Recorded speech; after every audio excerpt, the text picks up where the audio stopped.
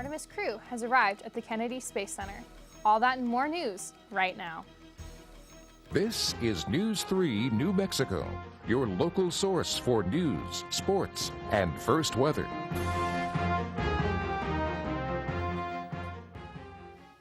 Welcome back to News 3 New Mexico. I'm Drake Long.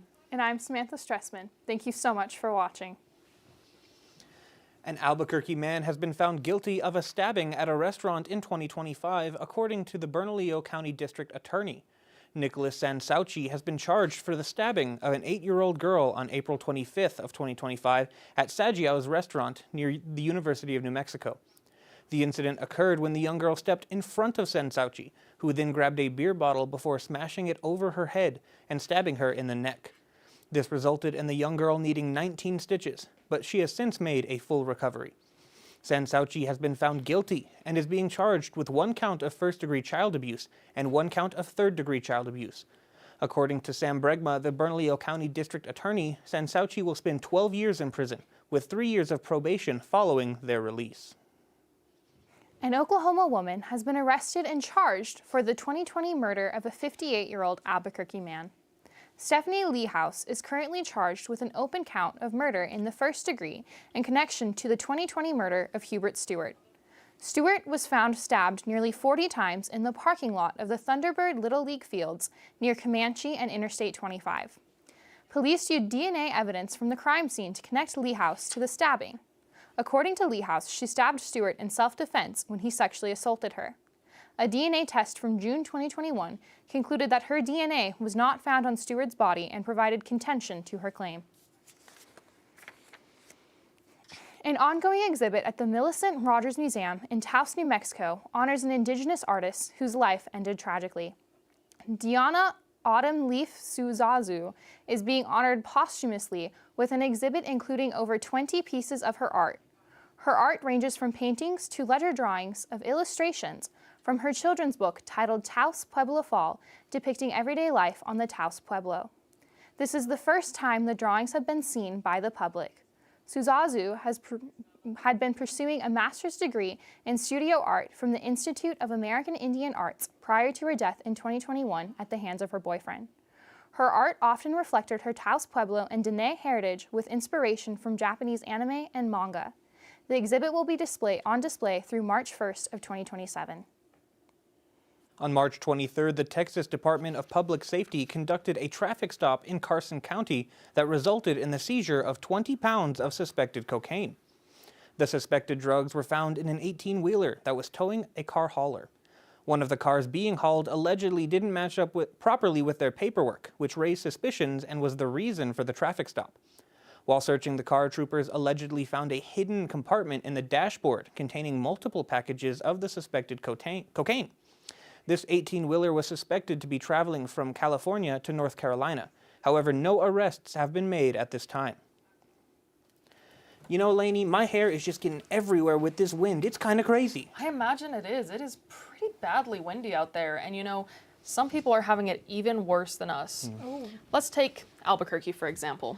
They currently have high wind warnings for the Middle Rio Grande Valley and the ABQ metro area. Now, if you live in any of these areas, you're in Albuquerque, you live pretty much anywhere in Albuquerque for the most part except for the suburbs, you're going to be experiencing high winds. What does this mean?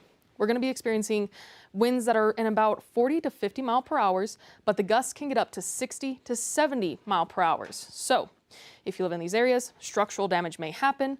Debris will be flying through the air. Keep your heads high and make sure that you're keeping an eye out. That is all I have for now, but do stay tuned as I will be talking about how your allergies are going to be affected with these winds. Back to you, Samantha. Thank you, Lainey. Thousands in Sierra County have now gained access to high-speed fiber internet following the completion of the Broadband Infrastructure Project. This project was funded by the state's Office of Broadband Access and Expansion. It was completed ahead of schedule and under its $14.5 total budget. Rolf Heckler, mayor of Truth or Consequences, stated, "I am so pleased that the days of sporadic and unreliable internet service seem to be over. I have already received calls of improved service, fewer outages, and better affordability, and this has been a great opportunity for our community." The second part of this broadband project is expected to be complete later this year. This project will connect the underserved and locations with state-of-the-art fiber network. A health alert has been issued for Bernalillo County in Albuquerque today from 7:15 a.m. to 10 p.m. Health officials encourage those with respiratory conditions to stay indoors.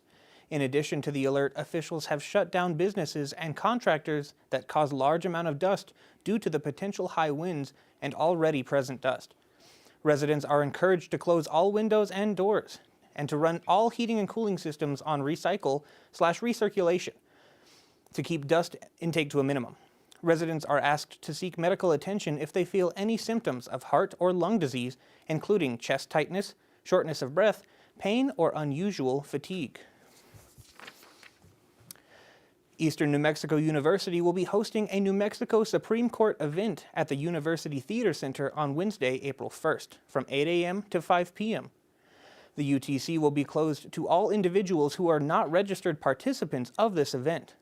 The service parking lot closest to the University Computer Center will be closed starting at 5 p.m. Tuesday, March 31st, and will remain closed until the conclusion of the event at 5 p.m. on Wednesday, April 1st.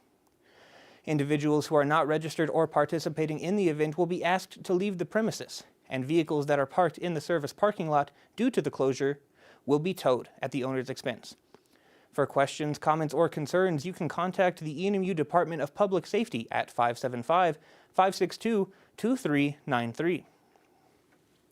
Coming up after the break, Lainey will have her full weather report. But first, here's a look at today's financial market.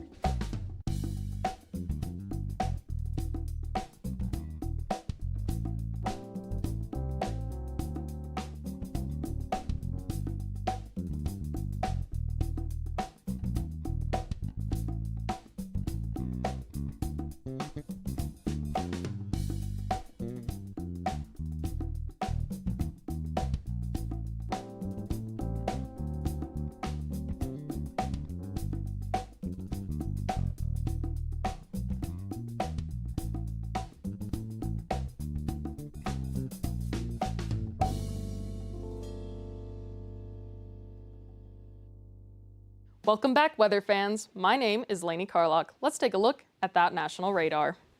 Starting off, we want to notice that there's a little bit of precipitation moving its way southeast up into the states. A little bit of snow up there north, but nothing that we have to worry about. That precipitation is going to move its way in through Texas up towards the Washington, New York area, with cloudiness coming to us here in New Mexico.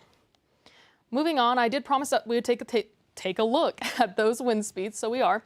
We're going to see it moving down mainly into the west, northwest, southwest areas of the state overall, especially like we spoke about. Albuquerque is going to experience those 30 to 40 to 50 mile per hour winds, but really down into the southern areas, we're going to be seeing up into those really 50 mile per hour winds. Now, this can cause structural damage. This can cause things to be picked up out of your yard and flung across. So if you have anything in your yard, you know anyone around you that does, just be sure to stay inside a little bit extra going forward through this weekend. As we move on forward, we're going to be talking about your allergies. I love allergies, don't you? Tree is our biggest contributor. If you live in an area with a lot of trees and ragweed, grass, you will be having a little bit of allergies today. Now, if you have lung conditions such as asthma, COPD, make sure that you keep your inhaler on hand and other necessary medications and stay inside until these allergens go down. They can cause asthma attacks and can end up in the hospital over them. Take precaution and be aware. As we want to go on forward, we're going to look at our current temperatures. It's been a little bit chilly recently, 77 in Farmington, 74 in Gallup, 64 in Albuquerque, 52 in Portales, and 55 in Roswell, but Ruidoso is really getting it at 43.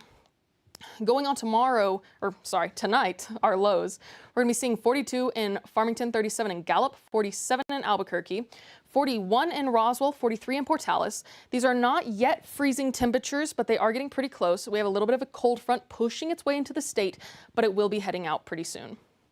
Our tomorrow's highs, 76 in Farmington, 76 in Gallup, 72 in Albuquerque, with 69 in Roswell and Portales, and 67 in Clovis. Let's take a look at that 7-day forecast. We're going to be starting off with Roswell as always. We're going to have cloudiness throughout the week, up into the 60s, 80s, and 90 on Monday. Going to be a hot one next week, down into the 50s and 40s. Carlsbad, again, that cloudiness really on Wednesday, up into the 60s and 90s and 70s, down into the 40s and 50s and 60s. Up into the 70s and 90s with wind on Tuesday for Tucumcari and down into the 40s and 50s. And finally, Portales, cloudy and up into the 80s and 90s throughout the rest of the week, down into the 40s and 50s, except for Wednesday when it is 68. You know, I'm really tired of New Mexico bouncing back and forth from really hot to really cold. Oh, I know. yeah. It's been all out of whack. Make sure you join us back after the break.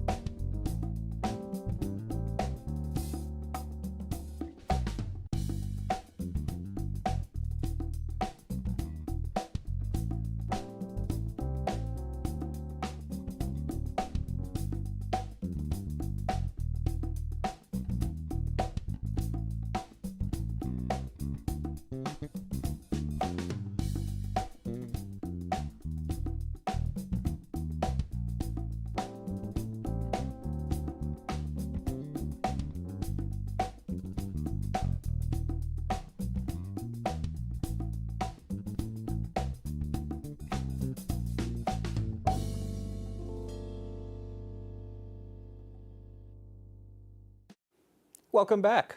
The Artemis II crew arrived at Kennedy Space Center around 2:30 p.m. Eastern Daylight Time after traveling from Houston's Johnson Space Center.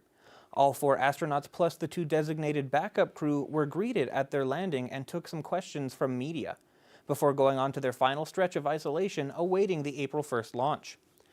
Reed Wiseman and Christina Koch introduced the winner of the zero-G indicator named Rise, and an Earth-shaped Stuffy from Lucas Lee will be joining the crew on their mission around the moon for all humanity. For more updates on the Artemis missions and launch times, you can visit nasa.gov. The United States Treasury Department unveiled plans to add President Trump's signature on all new U.S. currency. This marks the first time in U.S. history that a sitting president's signature will appear on currency. The U.S. Treasury Secretary Scott Bessett's signature will also appear alongside President Trump's. This move ends a 165-year-old tradition. As Women's History Month comes to an end, we want to take the time to recognize a local women's suffragette.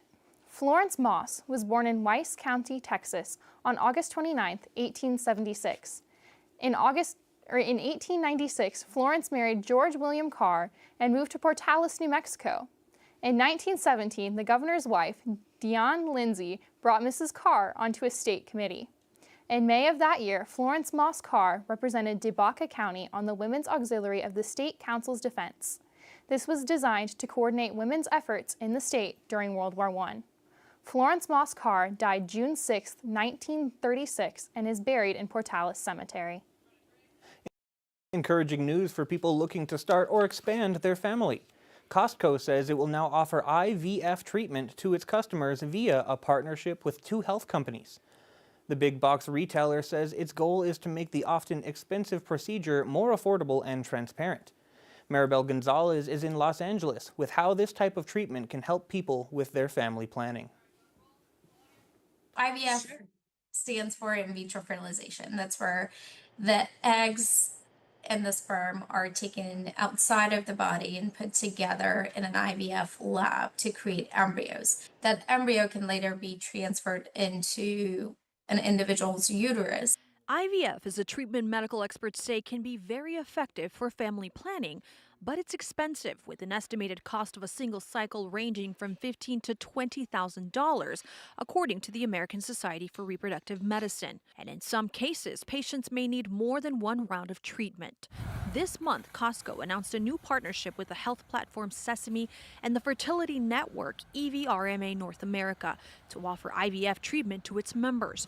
The retailer says members can get immediate access to fertility care, including evaluations and referrals, and just like its big box prices, save up to 80% on IVF medication through its pharmacy programs. I think the concept is very promising, and it's definitely a big step towards improving access to IVF. However, medical experts stress that fertility treatments aren't a one-size-fits-all, so check with your medical provider first. While IVF is an incredibly effective tool that we have, it is invasive and it is resource intensive, and it's not without risk. So it's very important to make sure that we are delivering the right treatment at the right time to the right patient with proper guidance. I'm Maribel Gonzalez reporting. After the break, we will take a look into the world of sports with Owen, so make sure you stay tuned.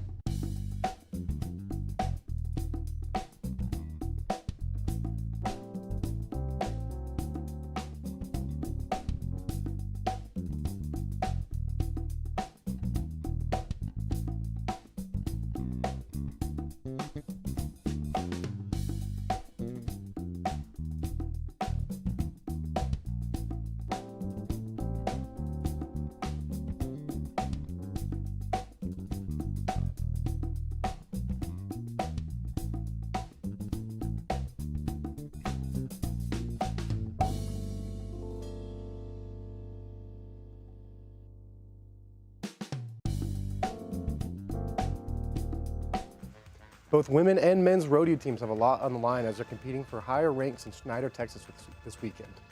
Our rodeo teams are coming from a great performance in Odessa in late February. Coach Sharp had all-around champions for both teams. And on top of it, the women's won the whole rodeo, getting themselves an impressive buckle for it. The women's team was led by Mackenzie Dermody for goat tying and Shaden Marr for performances in the barrel race and goat tying as well. The men weren't doing too bad themselves. They were able to take third for the weekend last month. For this month, the Greyhounds are in Schneider, Texas, and they're competing for a lot more than just the rodeo itself, as both teams are highly ranked this year in our region. So let's take a look at our region's rankings. This year, the men are staying competitive as they're only fourth and only 300 points behind Texas Tech University.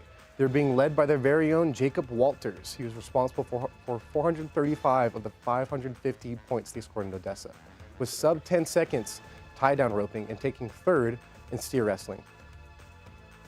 Which I don't know if you've ever thought that you could take a cow in a fight, but Jacob Walters very confident in his abilities to do so. So hopefully this weekend with some great showings from the men's team, we can bump Tech out of number 3 position. Now let's take a look at the women's team this year. If you thought the men were close behind Tech, the women are less than 47 points behind number 1 South Plains College. Eastern's team has been led by Mackenzie Dermody and Shaden Marr as they both put up great performances in goat tying and Marr showing off in the breakaway. She was also responsible for 180 of the team's 330 points in Odessa as well. Both teams are expected to do great things this weekend, so make sure to cheer them on. And if you want to follow our rodeo team this weekend, you can expect daily updates on the Caprock Region's website, caprockregionrodeo.com/rodeos. Now that we're done horsing around, we're still keeping up with the pace with Eastern's track and field team as they're competing in Lubbock this weekend. This will be their second outdoor track meet, and you may want to send some thoughts and prayers to our throwers this week as they're going to be fighting winds up to 20 miles per hour. The meet was bumped to start earlier on Thursday, so we have some of the preliminary times for events. For example, Nicolo Salaris, one of our runners from Italy, took 4th in the 100-meter dash. Angelo Bauer took 5th in the long jump, and 3 Greyhounds took 2nd through 4th in the hammer throw, with Devin Mata, Andre Schmickley, and Emiliano Morrison, all throwing 154-plus feet. Now all the final races are in, so we'll be able to do a more in-depth recap next week. Next up, we have softball taking on number 1 Texas A&M.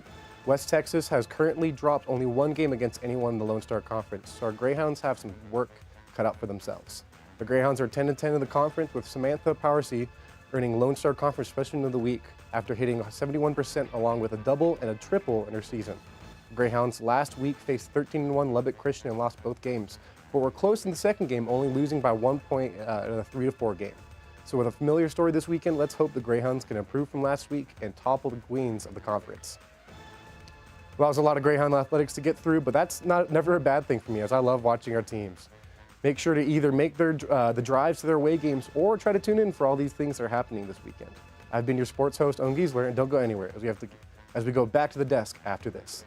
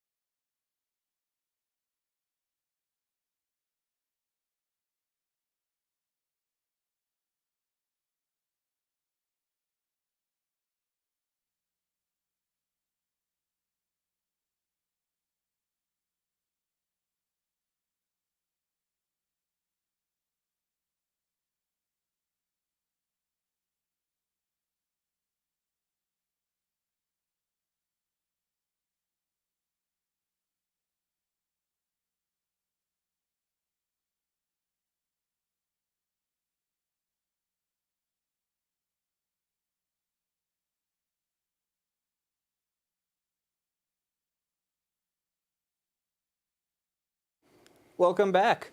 A judge and a defendant have a viral he said, she said debate. And it's as cringeworthy as it is hilarious. Coming up in today's Take a Look at This.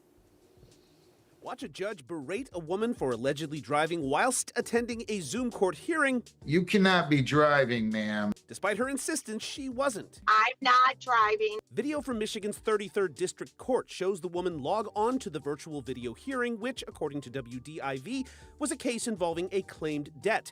The judge immediately halts the proceedings, telling the defendant she can't be driving while on the Zoom call, and that's when the fun begins. I'm not driving the car, but I will have my driver pull over. But hang on 1 second. Checks rear view. Am I crazy, or does it not look like you're driving that car?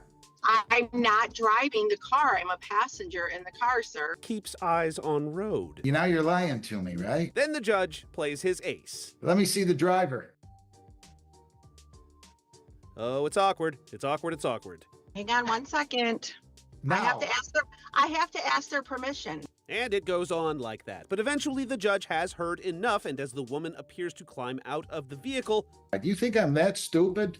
he renders a default judgment against her, marking her as a no-show and saying she lied to him.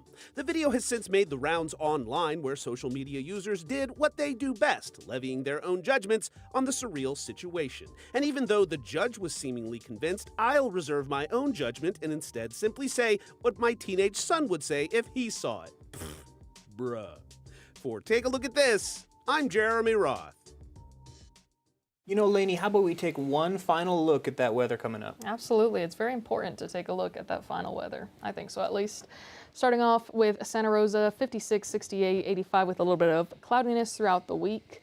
Going on to Carlsbad, windiness on Friday, 58, 65, 85 with cloudiness on Sunday.